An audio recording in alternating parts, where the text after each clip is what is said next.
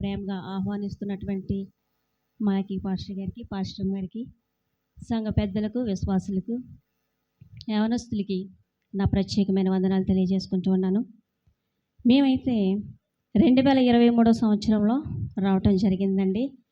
అప్పుడు నేను చాలా బలహీనత పడ్డాను. నేను పాట కూడా పాడలేకపోయాను. చాలా ఇబ్బందికరంగా నేను పాట పాడాను. నేను ఒక సజీవమైన సాక్షిని. అదే ఈరోజు మీకు చెప్పాలని నేను ఇక్కడికి వచ్చి ఉన్నాను. చిన్న ప్రార్థన చేసుకుని నా యొక్క సాక్ష్యాన్ని, అంతకంటే ముందు ఒక వాక్యాన్ని కూడా మనం చదువుకుందాం. యెషయా గ్రంథము 53వ అధ్యాయం 10వ వచనం చదువుదాం.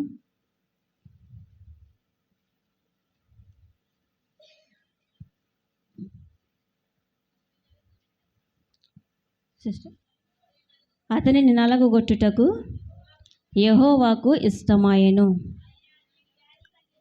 సరిపోతుంది. ఆయన వ్యాధి కలగజేసాను. నేనైతే 2023 సంవత్సరంలో చాలా బలహీనతకి గురైపోయానండి. ఎంత అంటే ఇక్కడికి వచ్చాను. వచ్చినప్పుడు లోన లటారం పైన పటారం అంటారు ఒక సామెత మనం ఉపయోగిస్తూ ఉంటాం. పైకి నేను చాలా బాగా కనిపించాను, కానీ లోపల నేను చాలా బాధ అనుభవిస్తూ ఉన్నాను. చాలా నేర్చంతో నేను చాలా బాధపడుతూ ఉన్నాను. 2023 సంవత్సరంలో నాకు భయంకరమైన బలహీనతలు వచ్చేసినాయి. అయ్యేంటంటే కనుక నాకు మోషన్స్ పట్టుకున్నాయి, వామిటింగ్స్ పట్టుకున్నాయి. అవి ఎంత మాత్రం కూడా తగ్గట్లేదండి. అయితే నేను చాలా బలహీనత పడి ఇక్కడికి వచ్చి చూపించుకున్నాను, కానీ అవి అన్నారు ఇన్ఫెక్షన్ వల్ల అన్నారు. చిన్న ప్రార్థన చేసుకుని సాక్ష్యాన్ని మొదలెడతానండి.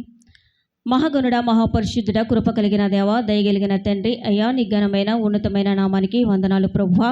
అయ్యా ఈ ఉదయకాల సమయంలో నా ప్రభువా, నీ బిడ్డల మధ్యకు మమ్మల్ని తోడుకొచ్చిన విధానాన్ని బట్టి నీకు వందనాలు. అయ్యా వీరి మధ్య నేను తండ్రి ఏ విధంగా మాట్లాడాలో నా నోటికి మీరు బోరగా ఉండండి. అయ్యా ఇక్కడ అనేక మంది బిడ్డలు ఉన్నారు ప్రభువా. ఎవరికి నా దేవా నా మాటల ద్వారా మీరు రక్షణ పొందుకోవాలని ఆశపడుతున్నారు. అయ్యా సాక్ష్యము నా ప్రభువా ముగించే లోపు ప్రతి ఒక్క బిడ్డకి మారు మనసు రక్షణ అనుగ్రహించండి, సహాయం దయచేయమని నా నోటికి బోరగా ఉండి మీరే మాట్లాడమని ప్రాధాయపడుతూ ఈ కొద్ది చిన్న ప్రార్థన దూలవలిక కదోపోలని పాద సన్నిధికి చేర్చుకుంటున్నాను తండ్రి, ఆమేన్. అయితే 2023 సంవత్సరంలో నాకు వచ్చిన బలహీనతలు చాలా భయంకరమైనవి అండి. భయంకరమైన మోషన్ తోటి, వామిటింగ్స్ తోటి నేను చాలా బాధపడుతూ ఉన్నాను. చాలా పెద్ద హాస్పిటల్గా నేను తిరిగాను. అయితే దేవుని యొక్క కృపని బట్టి మాత్రమే నేను ఇక్కడ సజీవంగా ఉన్నాను. దేవుడు నన్ను బ్రతికించి సజీవంగా మీ మధ్యకి తీసుకొచ్చాడు. ఎంత అంటే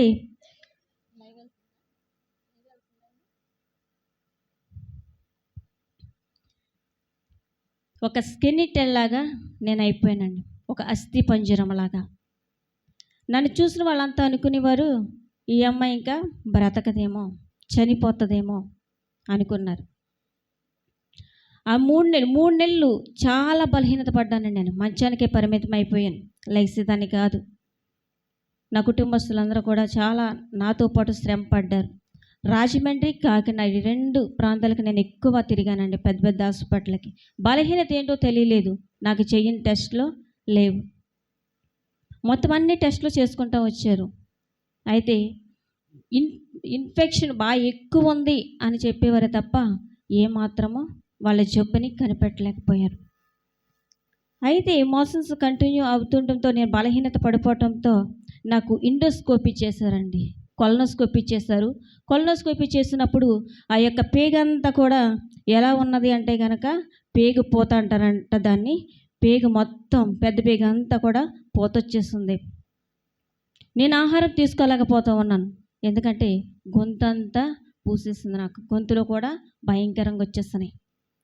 నేను మింగలేకపోయేదాన్ని. కనీసం నేను మింగాలంటే లెగిసి కూర్చుని మింగేదాన్ని. అంతకంటే ముందు నాకు గల్ఫ్ దేశంలో నాకు ప్రైవేట్ ప్లేస్లో ఒక చిన్న గడ్డ కింద వచ్చిందండి. నేను దాన్ని చాలా లైట్ తీసుకున్నాను. ఏమనుకున్నానో తెలుసా, అది చిన్నదే కదా, చిదిగిపోతుంది, నేను తీసుకున్నాను. అది చితకకపోగా చాలా పెద్దది అయిపోయింది. ఎంత అంటే ఉసిరికాయ సైజు అంత అయిపోయేది. భయంకరమైన బాధ, భయంకరమైన పెయిన్. కూర్చొనిచ్చేది కాదు, నించొనిచ్చేది కాదు, పడుకోనిచ్చేది కాదు. మరి ఏది చేయలేకపోయేదాన్ని. నేను చాలా వేదన పడ్డాను. చాలా వేదన పడుతూ ఉన్నప్పుడు మా పాస్టర్ గారు హాస్పిటల్ తీసుకెళ్ళేవారు. నాతో పాటు చాలా శ్రమ పడ్డారు ఆయన. ఆయన చేయవలసిందంతా చేస్తూ ఉండేవారు. అయితే ఏమాత్రము కూడా తగ్గలేదు. అక్కడ ఏమన్నారంటే ఇన్ఫెక్షన్ వల్ల ఇది వచ్చింది అన్నారు. నాకు ఇన్ఫెక్షన్కి ఇవ్వాల్సిందంతా ఇస్తూ ఉన్నారు కానీ ఏమాత్రం కూడా తగ్గలేదు. నేను భరించలేక మళ్ళీ ఇండియా ప్రాంతానికి వచ్చి దానికి తగ్గ ట్రీట్మెంట్ తీసుకున్నానండి. దాన్ని అయితే సర్జరీ చేశారు. ఆ ప్లేస్లోనే నాకు పైల్స్ రావడం జరిగింది. అది కూడా క్లియర్ చేయటం జరిగింది. అయినా కూడా మోషన్స్ తగ్గలేదు, వామిటింగ్స్ తగ్గలేదు. ఏంటని అసలు డాక్టర్లు కనిపెడతా ఉంటే ఈ అమ్మాయికి పేగుపోతొచ్చింది అనేసి చెప్పారు. పేగిపోతొచ్చింది అనేసి అంటే దానికి తీసుకుంటూ ఉన్నాను కానీ అయినా నేను ఆహారం తీసుకోలేకపోతూ ఉన్నాను. మంచానికే పరిమితం అయిపోయి నేను లేకపోతూ ఉన్నాను. ఆ యొక్క మరణ పడకలు ఇంక ఈ అమ్మాయి చనిపోతుంది అన్నాను. నేను ఇంకా చాలా లావుగా చాలా చక్కగా ఉండేదాన్ని. ఏంటి ఈ అమ్మాయి సడన్గా ఇలాగైపోయింది ఏంటి? చూసిన వాళ్ళంతా చాలా కంగారు పడ్డారు, ఈ అమ్మాయి ఇంక మన మధ్య ఉండదేమో అని. ఆ 3 నెలలు కూడా రోజుకి చాలామంది వచ్చి చూసి వెళ్తూ ఉండేవారు. వచ్చి చూసి వెళ్తూ ఉండి ఈ అమ్మాయి ఇంక మన మధ్యన ఉండదేమో అనేవారు. నేను కూడా చాలా బాధపడ్డాను. నేను ఎప్పుడే చనిపోతానా, అయిపోయిందా నా సమయం, దేవా ఒక్క అవకాశం ఇస్తావా, ఈ పరిచర్య చేస్తాను అని చాలా ఏడ్చానండి. ప్రతిరోజు వారానికి 2 సార్లు 3 సార్లు మేము రాజమండ్రి, కాకినాడ ఈ ప్రాంతాల్లో ఎక్కువ ఉండేవాళ్ళం. హాస్పిటల్లో డాక్టర్లు అయితే చెయ్యని టెస్ట్ అంటూ నాకు లేదు. ప్రతి టెస్టు నాకు చేసేవారు.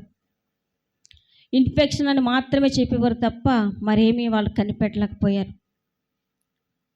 అయితే మెడిసిన్ నాకు పడక నేను చాలా మెడిసిన్ అక్కడ కలుపులో వాడేస్తానేమో, ఆ మెడిసిన్ కూడా నాకు ఇక్కడ పని చేయక చిన్నపిల్లకి ఇచ్చినటువంటి ట్యాబ్లెట్లు నాకు ఇచ్చుకుంటూ వచ్చేవారు. అవి కూడా నాకు పడేవి కాదు. ఆహారం అయితే నాకు లేదండి. ఇంతే మజ్జిగతో ఇంత అన్నం తినేదాన్ని. అది కూడా నేను మింగలేక మింగేదాన్ని. ఆ కొంచెం అది తిని 12 ట్యాబ్లెట్లు వేయవలసి వచ్చేది. భరించలేకపోయేదాన్ని ఆ వేడి. ఎందుకంటే యేసయ్యా చనిపోవాలి ప్రభువా, నేను చనిపోతాను, నేనైతే భరించలేను ఈ యొక్క బాధ అని నేను అలాగే పడుకుని చాలా బాధపడుతూ చాలా వేదన పడేదాన్ని. నాకు సమయం అయిపోయిందా, నేను చనిపోతానా, ఇంక నేను బ్రతకనా, అయిపోయిందన్న టైం అనేసి నేను చాలా బాధపడ్డాను. ఒక్క అవకాశం ఇస్తావా యేసయ్యా, నీకోసం నేను చెప్తాను, నా విమోచకుడు సజీవుడు, నన్ను బ్రతికించాడు, నన్ను ఈ బాధ నుంచి నన్ను విమోచించాడు అని నేను చెప్తాను, ఒక్క అవకాశం ఇస్తారా అని దేవుణ్ణి అడిగాను. ఎంత మరణకరమైన స్థితిలోకి నేను వెళ్ళిపోయినంటే క్షణాలే, గంటలే నా బ్రతుకు. నా భర్త కూడా నాతో పాటు చాలా పరిచర్య చేశారండి. నాకు చాలా పరిచర్య చేశారు. నా కుటుంబస్తులు కూడా చాలా పరిచర్య నాకు చేశారు. నన్ను చూస్తూ ఉంటే ఉండదేమో మా మధ్య అన్నట్టు. దేవుడి కృప నన్ను బ్రతికించింది, మీ మధ్యకి తీసుకొచ్చింది. నా పేగులన్నీ కూడా ఎలాగైపోయినాయి అంటే ఇంక పనికి రావు అన్నట్టుగా అయిపోయినాయి. బయట వేయాలి ఈ అమ్మాయికి పేగులు అన్నారు. కష్టం, ఈ అమ్మాయి తట్టుకోవటం లేదు, కష్టం, బయట వేయాలి ఈ అమ్మాయికి పేగులు అన్నారు. కానీ నేను చాలా దేవుని అడిగేదాన్ని. అది చాలా భయంకరమైంది పేగులు బయట వేయాలంటే. ప్రభువా నేను భరించలేని ఈ బాధ, నన్ను తీసుకెళ్ళిపోండి అనుకునేదాన్ని. నేను ఆలోచించుకునేదాన్ని ఏంటో తెలుసా, చనిపోతే బాగుండును, ప్యాన్ కురేసేసుకోవాలి అనుకునేదాన్ని. కానీ 99 నన్ను కంటికి రెప్పలా కాస్తా ఉండేవారు, ఎప్పుడు నాతోనే ఉండేవారు. ఆ 2 సంవత్సరాలు కూడా నా కుటుంబంలో ఏ పండగ లేదండి, ఏ పండగ లేదు, ఏ సంతోషము లేదు. సంతోషంగా భోంచేసిన క్షణాలు రోజులు అంటూ కూడా ఏమీ లేవు. అయితే నేను అనుకున్నాను ఊరి పెట్టేసుకోవాలి అనుకున్నాను. కానీ దేవుని యొక్క మాటలు గుర్తొచ్చి ప్రసంగి 7:17లో ఒక మాట ఉంటుంది, నీ కాలానికి ముందు నీవేళ మరణిస్తావు అని. ఆ యొక్క వాక్యాన్ని బట్టి నేను మరణించాలన్నా భయం అయ్యేది నాకు. నేను ఖచ్చితంగా నరకానికి పోతానేమో. దేవుడి ఇష్ట ప్రకారంగా మరణిస్తే గనక, దేవుని చిత్త ప్రకారంగా మరణిస్తే గనక ఖచ్చితంగా ఆయనతో ఉంటాం. మన ఇష్ట ప్రకారంగా ఏదైనా జరిగితే నిర్ణయాలు తీసుకుని మనం చనిపోతే ఖచ్చితంగా నరకానికి పోతాం. ఆ నరకం అయితే నేను భరించలేనేసయ్యా, నాకు నరకం వద్దు, నాకు మీ పాదాల చెంత ఉండాలి, మీకు సాక్షిగా నేను బ్రతికుతాను అని దేవుని మొరపెట్టుకుంటూ నేను ఉండేదాన్ని. అయితే టాబ్లెట్లు ఎక్కువ వేసుకుంటున్నాను కదా, ఇవి వేసుకుంటే చనిపోతానేమో, పోతుంది, ఇంకా ఈ అవస్థ ఉండదు కదా అని చాలా బాధపడతా ఉండేదాన్ని. ఒక స్కెలిటన్ నేను అయిపోయాను. బయటికి వెళ్ళేదాన్ని కాదు, నలుగురిలోకి వెళ్ళేదాన్ని కాదు, చాలా సిగ్గుగా షేమ్గా ఫీల్ అయ్యేదాన్ని. ఎందుకంటే మనం ఎవరైనా వింతగా కనపడితే మనం వాళ్ళనే చూస్తూ ఉంటాం. మనకి ఎవరైనా వింతగా కనపడతా ఉంటే మనుషుల్ని మనం వాళ్ళనే చూస్తూ ఉంటాం. నేనే ఎక్కడికైనా వెళ్ళాలి అంటే, కొంచెం బయటికి వెళ్ళాలంటే వింతగా జనాలందరూ నన్నే చూసేవారు. నాకు చాలా బాధ అనిపిస్తూ ఉండేది. ఎందుకు నన్ను ఇంతగా చూస్తున్నారంటే ఒక స్కెలిటన్, ఒక ఎముకల గూళ్ళ నేను అయిపోయానండి. నేను చాలా ఏడ్చుకుంటూ ప్రతి క్షణం చాలా బాధపడుతూ ఉండేదాన్ని. యేసయ్యా ఏంటి నా పరిస్థితి, నాకు బ్రతికించండి అని చాలా చాలా ఏడ్చుకుంటూ అలా ఉంటే నా భర్త అసలు నిద్రే ఉండేది కాదు ఆయనకి. 9 గంటల నుంచి నైట్ 3 గంటల వరకు కూడా ఆయన నా బాడీకి నొక్కుతూనే ఉండేవారు. ఎందుకంటే భయంకరమైన పెయిన్స్తో నేను బాధపడుతూ ఉండేదాన్ని.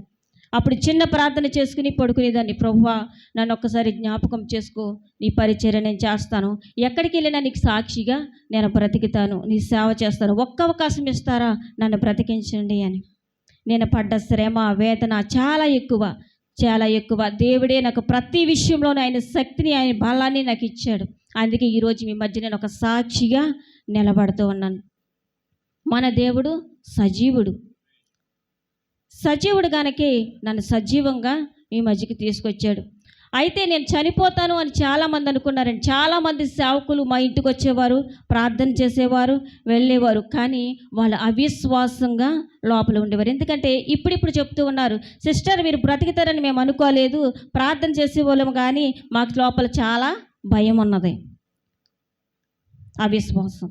కానీ విశ్వాసం ఎక్కడ చూసాను అంటే కనుక నా భర్తలో చూసానండి. ఆయనకున్న విశ్వాసం నన్ను ఆయన చాలా బలపరుస్తూ ఉండేవారు. నేను అడిగేదాన్ని, నేను బ్రతుకుతానంటావా, నేను దేవుని సేవ చేస్తానా, దేవునికి సాక్షిగా నేను బ్రతుకుతానా అని. ఆయన ఒకటే మాట చెప్పేవారు నాకేంటంటే, నువ్వు ఖచ్చితంగా బ్రతుకుతావు, దేవుడు నిన్ను బ్రతికిస్తాడు, ఖచ్చితంగా నువ్వు పరిచర్య చేస్తావు అని. ఆయనకున్న విశ్వాసం నాకైతే ఏమాత్రం లేదండి. నేను అనుకునేదాన్ని చనిపోతానేమో, నేను అయిపోయింది నా పని.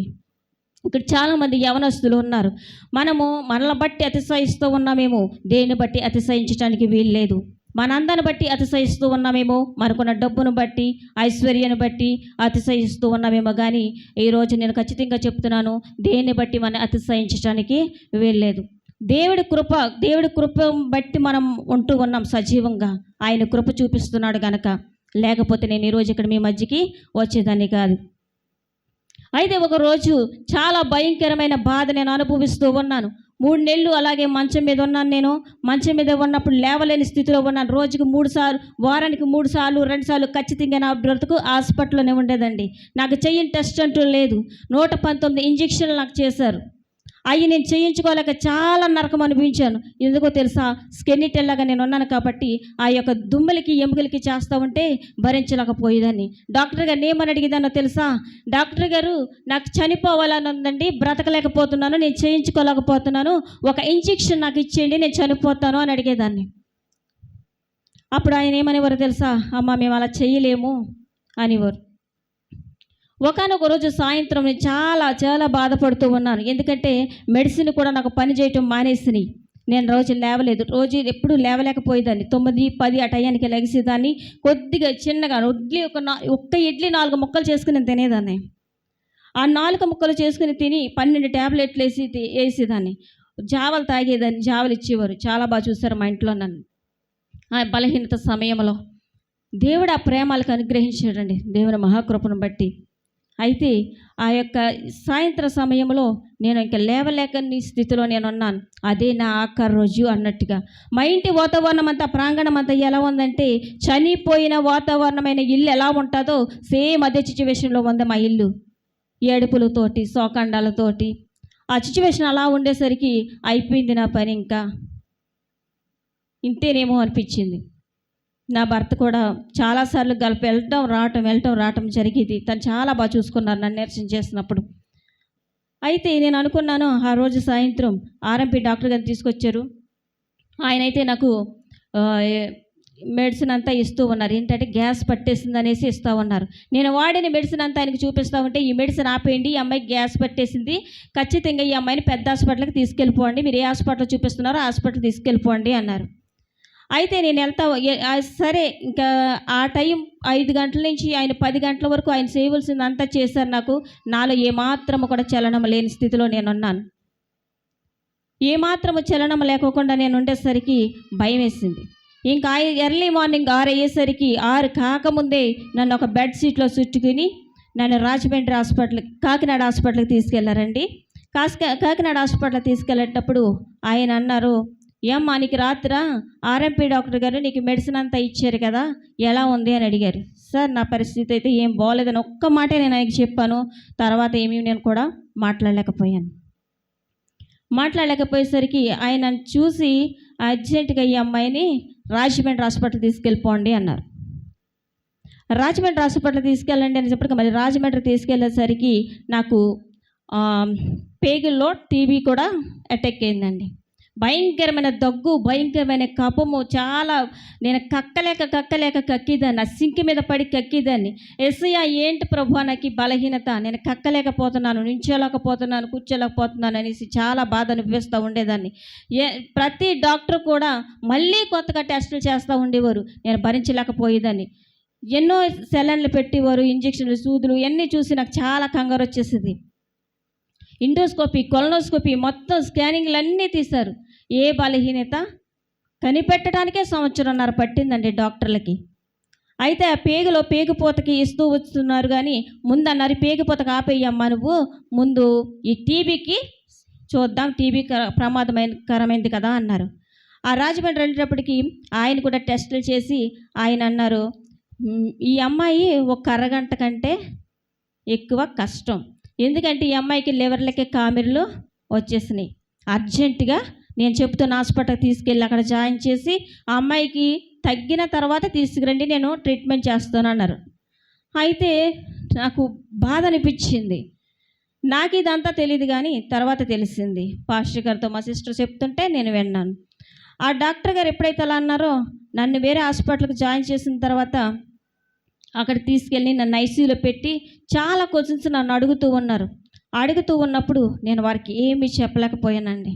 భయంకరంగా వాళ్ళు పొట్టు నొక్కేసి చాలా అడిగారు, కానీ నేను ఒక్కదానికి కూడా సమాధానము ఇవ్వలేని పరిస్థితిలో నేను ఉన్నాను.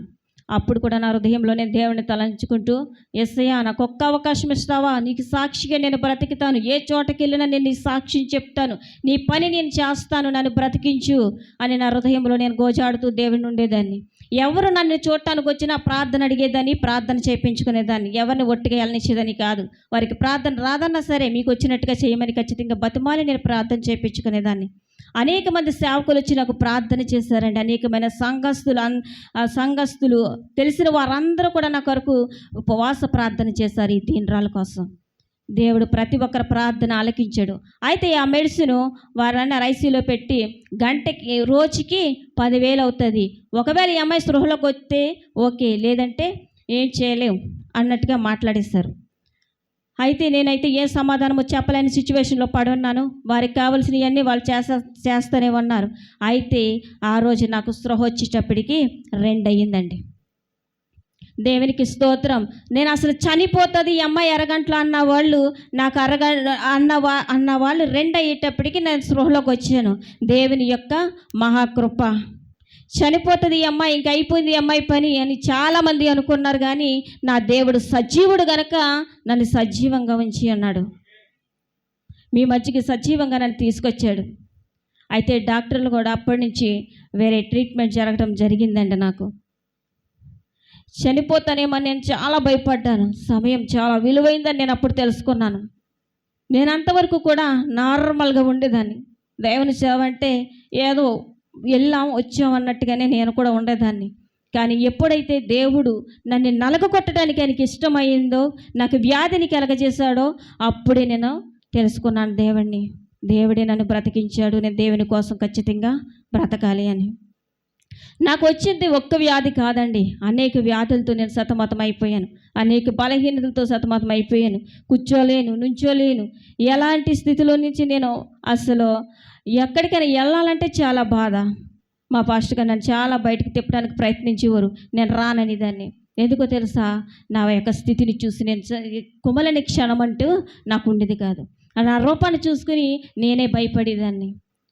ఎందుకు ఇలాగైపోయాను నేను, అసలు ఏంటి నా పరిస్థితి ఏంటి, నా స్థితి ఏంటి, నేను ఉంటానా అసలు, యేసయ్యా నేను అప్పుడే చనిపోతానా, ఏంటి ప్రభా ఒక్క అవకాశం ఇవ్వరా, నాకు నా భర్త అంటే చాలా ఇష్టం, నా భర్తని నేను ఎంతో ఇష్టపడి చేసుకున్నాను, ప్రభువా నీ సేవ నేను చేస్తానని మాట ఇచ్చాను, ఒక్క అవకాశం ఇస్తారా. నా భర్త యవ్వనంలో ఉండి కూడా నాకు చాలా పరిచర్య చేస్తూ తను అనేకమైన సార్లు వచ్చి వెళ్ళిపోతూ ఉంటే నాకు హృదయం ఎంతో వేదన కలిగిపోతూ ఉండేది. మంచి పరిచర్య చేస్తూ ఉన్నాం గల్ఫ్ దేశంలో, మాకే బాధ లేదు, కానీ ఎందుకు యేసయ్యా ఇంత బాధ పెట్టావు అనేసి నేను చాలా చింతిస్తూ ఉండేదాన్ని, చాలా బాధపడుతూ ఉండేదాన్ని. ఎవరు కూడా సరిగా నా కుటుంబంలో ఎవరు కూడా సంతోషించిన క్షణము లేదండి. వాళ్ళ సమయం కూడా చాలా నాతోనే ఉండేవారు, ఏ క్షణం ఏమవుతుందో అన్నట్టు. ఒక డాక్టర్ గారిని అయితే నేను చాలా ప్రాధేయపడ్డాను, నాకు ఇంజెక్షన్ ఇచ్చేయండి ప్లీజ్ డాక్టర్ గారు, నేను చనిపోతాను, నేను భరించలేనని. ఆఖరికి నాకు ఎంఆర్ఐ స్కానింగ్ కూడా అయ్యిందండి. మొత్తం అన్ని స్కాన్లు తీస్తారు, ఎంఆర్ఐ స్కాన్ కూడా జరిగింది. ఎంఆర్ఐ స్కాన్లో తెలిసింది నాకు బలహీనత అనేది. దానికి తీసుకుంటూ వస్తూ ఉన్నాను ఇప్పుడు. అయితే దేవుడు కృప నా మీద అత్యధికంగా ఉంది, ఆయన చిత్తం ఏదో నా పట్ల ఉంది అని నేను గ్రహించుకున్నాను. ఆ చిత్తమే దేవుని పని చేయాలని నేను అప్పుడు నిర్ణయించుకున్నాను.